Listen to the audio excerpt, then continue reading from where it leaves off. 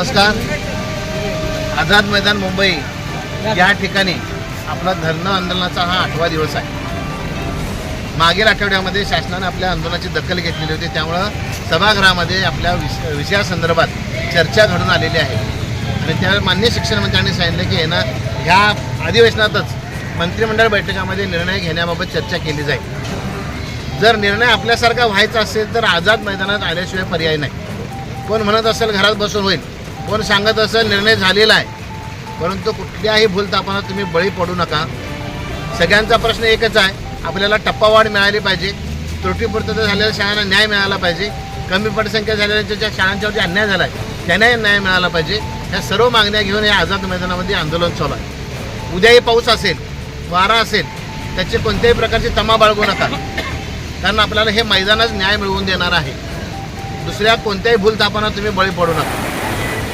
उद्या बरेच मोठे नेते ह्या मैदानात येणार आहेत आणि जर तुम्ही सर्वजण मुंबईमध्ये दाखल झाला तर निश्चित उद्या 100% कोणत्या ना कोणत्या हालचाली होतील.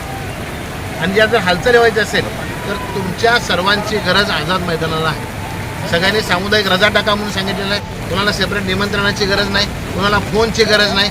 सर्व राज्यातील शिक्षकांना, मुख्याध्यापकांना, संस्थापकांना सगळ्यांना माहीत आहे की आझाद मैदानामध्ये आंदोलन सुरू आहे. मग तुम्ही वाट कोणाची बघताय?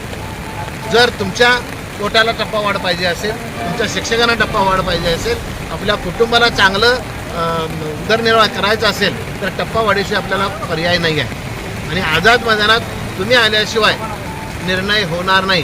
की मागच्या वर्षी जशी स्थिती त्याच वेळी तशी स्थिती आत्ता इथं आहे. त्यामुळे आपल्याला नम्र विनंती करतोय की सर्वांनी कोणतेही कारण न सांगता आझाद मैदानामध्ये या. न्याय आपल्याला निश्चित मिळेल. धन्यवाद. शिक्षक समन्वय संघाचा जय हो. शिक्षक समन्वय संघाचा जय हो. प्रतिनिधी प्रदर्शनाला मुदत मिळालेच पाहिजे.